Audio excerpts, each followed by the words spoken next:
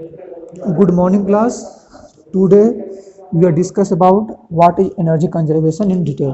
ठीक है, तो हम लोग पढ़ेंगे ऊर्जा के स्रोतों को कितने प्रकार से वर्गीकृत किया जा सकता है, विस्तार पूर्वक वर्णन कीजिए। ये आपके एग्जाम में 5 नंबर के आ सकते हैं। ठीक है, तो हम इसके बारे में पढ़ेंगे। तो देखो, हम लोगों ने इसके बारे में डिटेल पढ़ लिया है, लेकिन इसको थोड़ा सा हम अब कैसे एग्जाम में लिखना है उसको पढ़ेंगे। ठीक है, तो आपसे क्वेश्चन पूछ सकता है ऊर्जा के स्रोतों को कितने प्रकार से वर्गीकृत किया जा सकता है, विस्तार पूर्वक वर्णन कीजिए। तो पहला है प्रयोगों के अनुसार, दूसरा है प्राप्ति के अनुसार, तीसरा है पुनः पूर्ति के प्रकार के अनुसार। ठीक है, तो हम पहला पढ़ेंगे प्रयोगों के अनुसार, अकॉर्डिंग टू देयर यूज।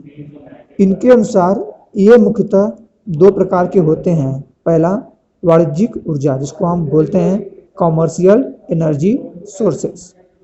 ये क्या है? इनमें कोयला, तेल व प्राकृतिक गैस, जल, आणविक ईंधन आते हैं, जिसे हम क्या बोलते हैं? वाणिज्यिक ऊर्जा। दूसरा क्या है? गैर वाणिज्यिक ऊर्जा, इसको हिंदी में इंग्लिश में बोलते हैं नॉन कॉमर्शियल एनर्जी सोर्सेस। इनमें मुख्यतः वन स्रोतों से प्राप्त ईंधन, चारकोल सम्मिलित होते हैं। अन्य प्रकार के ईंधन जिनमें उपले कृषि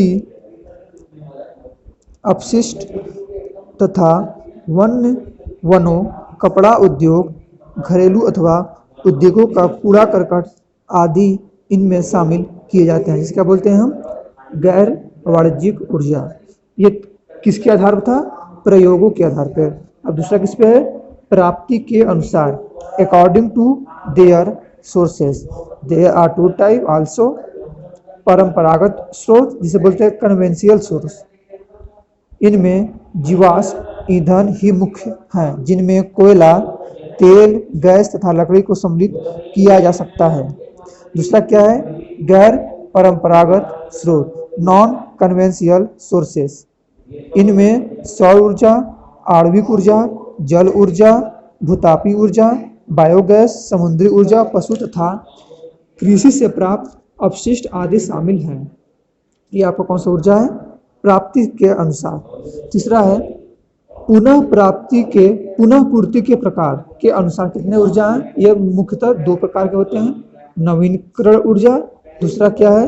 पुनः नवीन न होने वाले स्रोत, इसको बोलते हैं रिन्यूएबल सोर्सेस। इस विभाजन के अंतर्गत से सभी स्रोतों, जिनमें सौर ऊर्जा, जल ऊर्जा, भूतापी ऊर्जा एवं वन इसी प्रकार के उत्पादित हो सकने वाली ऊर्जा को सम्मिलित किया जा सकता है। अब पुनः नवीन न होने वाले स्रोत, रिन्यूएबल सोर्सेस। इस श्रेणी में लगभग सभी परंपरागत स्रोत से प्राप्त तेल, कोयला और गैस आते हैं। लकड़ी परंपरागत ईंधन स्रोत होते हुए भी इस प्रकार के ऊर्जा में नहीं रखा गया है, क्योंकि यह पुनः उत्पादन किए जा सकते हैं, इसलिए इसे हम नहीं रखे हैं। मीन्स अगर आप किसी भी पेड़ के आधे भाग को काट के उसको जला दें, तो उस आधे भाग से वो पेड़ दोबारा अपने आप को पूर्ति कर लेता है। इसलिए हम क्या बोलते हैं? इसको नॉन रिन्यूएबल सोर्सेस नहीं बोलते, इसको बोलते हैं रिन्यूएबल सोर्सेस। तो लकड़ी क्या है? रिन्यूएबल सोर्सेस है। ठीक है, लेकिन ये हम क्या बोलते हैं कि ये हमारे प्रकार की ऊर्जा है। अब इसको हम देखेंगे ब्लॉक डायग्राम के अनुसार। तो कोई एग्जाम में इस डायग्राम को बनाना बहुत जरूरी है। कैसे बनाना है? देखो, पहला क्या है? ऊर्जा। ऊर्जा कितने प्रकार होते हैं? 2 प्रकार के, परंपरागत स्रोत, गैर परंपरागत स्रोत। परंपरागत में 2 प्रकार होते हैं, पुनः नवीन न होने वाले ऊर्जा, जैसे कोयला, गैस, तेल। दूसरा पुनः नवीन हो सकने वाले, जैसे लकड़ी, चारकोल। अब गैर परंपरागत स्रोत में क्या है? वाणिज्यिक ऊर्जा। दूसरा क्या है? गैर वाणिज्यिक ऊर्जा। इन दोनों को हम बोलते हैं पुनः नवीन हो सकने वाली ऊर्जा, जिसमें जल शक्ति पहला है, दूसरा क्या है? आणविक शक्ति। अब पुनः नवीन सकने वाले कौन से हैं? सौर ऊर्जा, आपको मैंने पहले बताया था, समुद्री ऊर्जा मैं बताया था, पवन ऊर्जा ये भी बताया था। विभिन्न अवशिष्टों से ऊर्जा मीन्स कैसे बन सकते हैं कि कृषि उत्पाद, खेत में ऊर्जा, पशुगृह, जंगल, नगर पालिका औद्योगिक। ये क्या है? विशिष्ट अवशिष्टों से ऊर्जा प्राप्त होती है और इस ऊर्जा को हम दोबारा भी प्राप्त कर सकते हैं। इसमें और आते हैं पशु एवं मानव रहित शक्ति द्वारा ऊर्जा, बायोगैस, भूतापी ऊर्जा, हाइड्रोजन ऊर्जा। भूतापी मतलब कि जो पृथ्वी के अंदर जो गर्म लावाएं हैं उससे हम प्राप्त करते हैं ऊर्जा से क्या बोलते हैं? भूतापी ऊर्जा। अब इसके बाद दोबारा से ध्यान से देख लेते हैं। ध्यान से क्या रखना है? देखो, ऊर्जा इसके दो प्रकार, परंपरागत स्रोत, गैर परंपरागत स्रोत। ये परंपरागत स्रोत दो प्रकार के, पुनः नवीन न होने वाले, मतलब जिसे हम दोबारा एक बार यूज करके दोबारा प्राप्त नहीं कर सकते, जैसे कोयला, तेल, गैस। और पुनः नवीन हो सकने वाले जैसे लकड़ी, चारकोल। इसमें क्या आते हैं? गैर परंपरागत स्रोत, जैसे वाणिज्यिक ऊर्जा और क्या है? गैर वाणिज्यिक ऊर्जा। ये दोनों एक ही है, मीन्स पुनः नवीन हो सकने वाले। लेकिन हम वाणिज्यिक को बोलते हैं जल शक्ति ऊर्जा और आणविक शक्ति ऊर्जा, मीन्स ये दोनों दोबारा प्राप्त हो सकते हैं। और कौन ऊर्जा है? सौर ऊर्जा, समुद्री ऊर्जा, पवन ऊर्जा। समुद्री ऊर्जा भी तीन प्रकार के होते हैं, ज्वारी ऊर्जा, लहरों से ऊर्जा, समुद्री तापी ऊर्जा। अब सौर ऊर्जा क्या है, समुद्री ऊर्जा क्या है, पवन ऊर्जा क्या है, मैंने आपको बता दिया था पहले। अब क्या है? कृषि उत्पाद, विभिन्न अवशिष्टों से ऊर्जा प्राप्त कौन कौन सा होता है? कृषि उत्पाद, खेत, पशुगृह, जंगल, नगर पालिका, औद्योगिक। कैसे?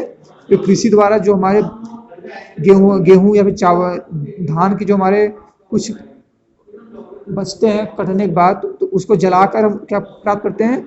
ऊर्जा। खेतों में जो अपशिष्ट बच जाता है उससे क्या प्राप्त करते हैं? खेत से भी हम खाद प्राप्त कर लेते हैं।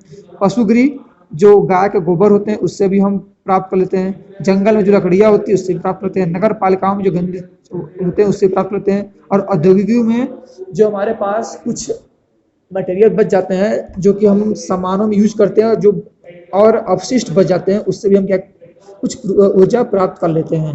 ऊर्जा मतलब कि उसका हम यूज करके कुछ ना कुछ और चीज बना देते हैं, उसको जलाकर या फिर उसको किसी भी और माध्यम से। और इसी ऊर्जा में पुनः नवीन न हो सकने वाली ऊर्जा में हम क्या बोल सकते हैं? पशु एवं मानव शक्ति, बायोगैस, भूतापी, हाइड्रोजन ऊर्जा। Thank you class, thank you for giving you perfect attendance and perfect presence. Thank you.